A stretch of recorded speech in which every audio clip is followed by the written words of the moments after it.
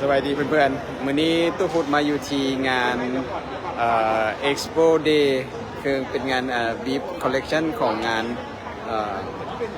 Amazing Bangkok Marathon ปี 2022 เนาะงานก็คือคักเนาะซึ่งงานตัวนี้มันจัดอยู่ที่Race Expo ตัวที่อยู่ที่Paragon Hall สั้น5นะเดี๋ยวตู้พุดสิพาเข้าไปบ่อยู่ในนี่มันพื้นที่อีหยังจังไดเนาะเดี๋ยวสิพาไปชมบรรยากาศของงานกันเลยไปโอเคอยู่บริเวณหน้างานก็จะมีน้องๆอาสาสมัครที่จะมาคอยบอกเนาะว่าคนที่มาหับบีฟด้วยตนเองต้องเฮ็ดแบบใดเนาะคนที่มาหับเพื่อคนอื่นต้องเฮ็ดอย่างจังใดแล้วต้องไปใส่เนเนาะแล้วก็จะมีเจ้าหน้าที่แล้วก็สั่งภาพคอยมาถ่ายรูปอยู่ตรงนี้นะตรงนี้เป็นรูปบริเวณหน้างานนะอย่าลืมใส่แฮชแท็ก I am amazing นะซึ่งเป็นคอนเซปต์ของงานวันนี้เข้ามาทางไหนนะเข้ามาทางไหนมาเบิ่งเสื้อก่อนเมอร์เชนไดส์ของมือนี้ก็พร้อมเนาะสำหรับงานนี้น่าจะเป็นสปอนเซอร์ของเกิบของยูนิคนะจริงซึ่งจะเป็นผู้ดีไซน์อย่างนี้นะเป็นเมอร์เชนไดส์ตัวนี้จะเป็นเสื้อสีขาวแล้วก็มีโลโก้ของ Amazing Thailand อยู่ข้างหน้าเนาะเสื้อแจ็คเก็ตสีดำนี่ก็งามดีแล้วก็มีป้ายงานส่วนตรงนี้ก็จะมีมาเบิ่งว่าเหรียญของรางวัลเนาะเหรียญฟินิชเชอร์ตัวนี้นะเหรียญฟินิชเชอร์ตัวนี้เมนของฟูลมาราธอนเนาะฟูลมาราธอนสำหรับระยะ 42.195 นั่นเองนักดีเหมาะสมควรค่าแก่การสะสมนะงามใส่กับงามส่วนตัวนี้จะเป็นเหรียญฟินิชเชอร์ของระยะฮาล์ฟมาราธอนนะฮาล์ฟมาราธอนทั้งหลังจะเป็นฮาล์ฟมาราธอนเนาะทั้งหน้าจะเป็นคือกันเลยเนาะสำหรับทางด้านหน้าคือกันแต่ทั้งหลังจะเขียนว่าระยะใดแล้วก็ในส่วนของระยะ10กิโลหรือว่ามินิมาราธอนเนาะใส่เป็นสีดำด้านหน้าคือกันนะแต่ด้านหลังจะบอกว่าเป็นฟินิชเชอร์สำหรับ 10K นั่นเองแล้วก็สำหรับระยะฟันรัน 5K ก็มีให้เด้องานนี้ใจใหญ่เพิ่นว่าฟันรัน 5K ท่านด้านหน้าก็คือกันแต่ว่าด้านหลังจะมีคำว่า 5K อยู่ตรงนี้นะโอเคนี่ก็คือว่าเป็นบรรยากาศของเหรียญฟินิชเชอร์ของแต่ละรุ่นนั่นเองนะเดี๋ยวเฮาสิเข้าไปทางในนะเฮาสิเข้าไปทางในงานเพื่อเตรียมฮับบีฟของตนเองการฮับบีฟก็ที่สำคัญก็แม่นจะมีเจ้าหน้าที่รักษาความปลอดภัยอยู่ตรงนี้นะก่อนเฮาสิผ่านไปได้นะน่าจะต้องได้มีรถโตโยต้าเนาะรถโตโยต้ามาออกบูธกันเพราะว่าเพิ่นเป็นเมนสปอนเซอร์ของงานนี้นะมีโตโยต้ามาออกบูธเด้อแล้วก็ทางด้านนี้ต้องต่อแถวเนาะสำหรับคนที่สมัครมาแล้วจะสามารถที่ว่าสั่งซื้อเสื้อ merchandise เนาะบ่แม่นเสื้องานเนาะพวกที่เป็นเสื้อของ merchandise เนาะราคาก็ตามนี่นะก็จะมีแจ็คเก็ตสีขาว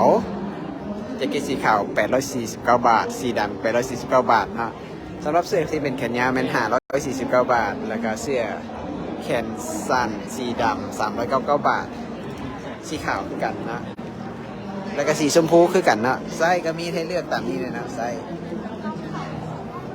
ผู้ใดอยากได้เดี๋ยวอินบ็อกมาเด้อเดี๋ยวตุพุทธีเดี๋ยวตุพุทธีหิ้วให้มีขาหิ้วได้นะก็มีการหับแล้วก็มาถ่ายรูปกันสำหรับด้านนี้ก็จะเป็นการแผนที่บอกเส้นทางของแต่ละระยะเนาะแ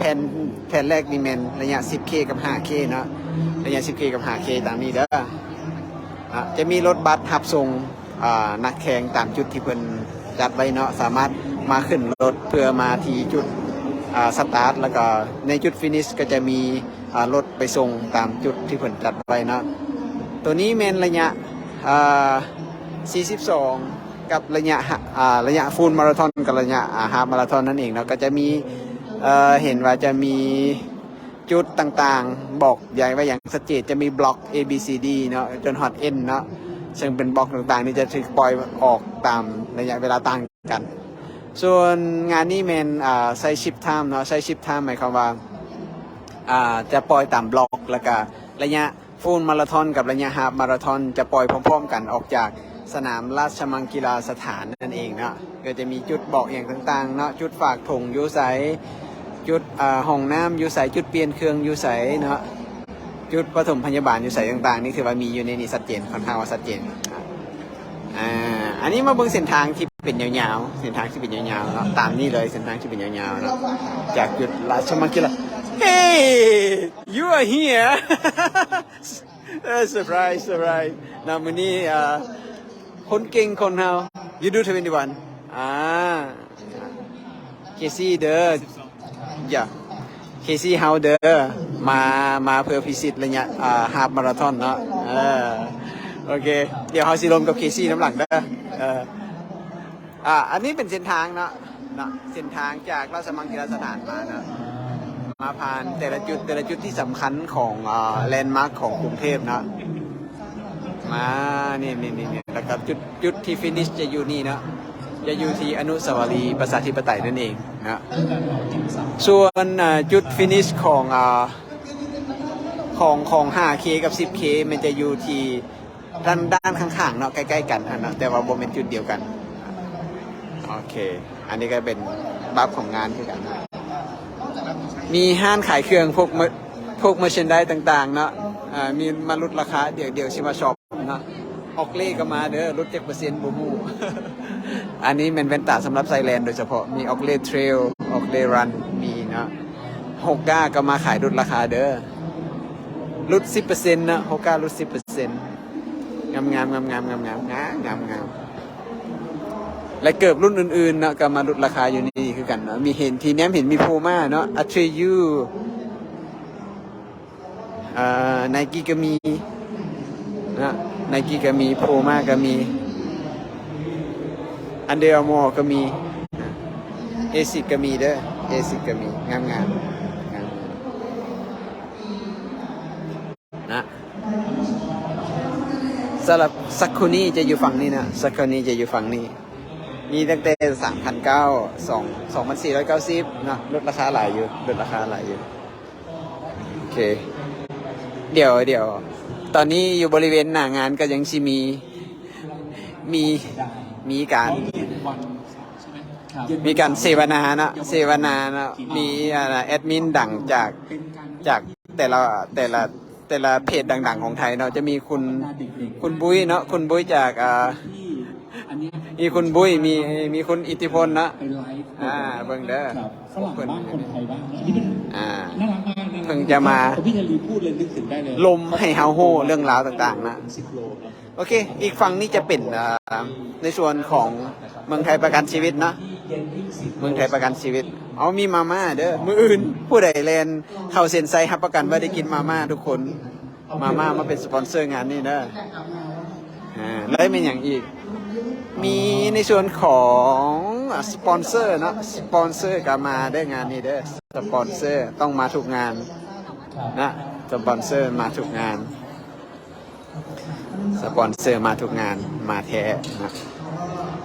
โอเคฝั่งนี้จะเป็นพวกห้างขายเครื่องอุปกรณ์กีฬาบอกว่ามาเต็มจัดเต็มผู้ใดอยากได้อย่างมาเลยกามินเห็นละกิเลส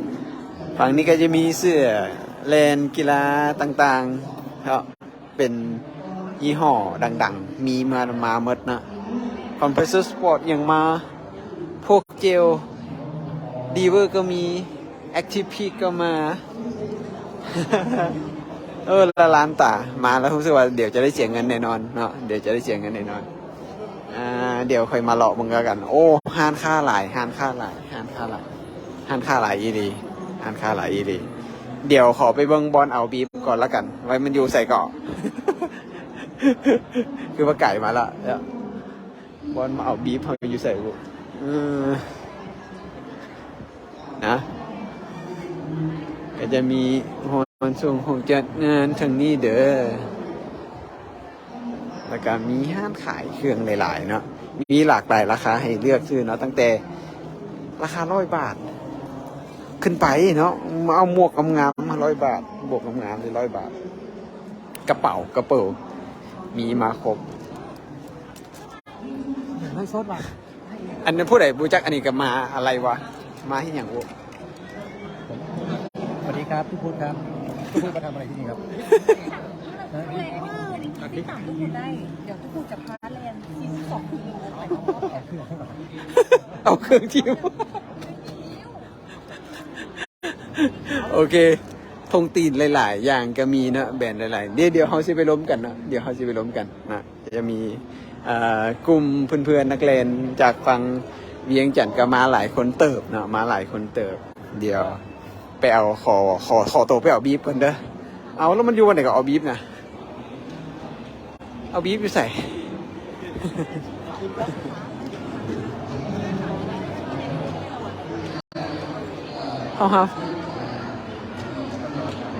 เอาบีฟอยู่ใส่ปะซึ่งอยู่ในงานนะ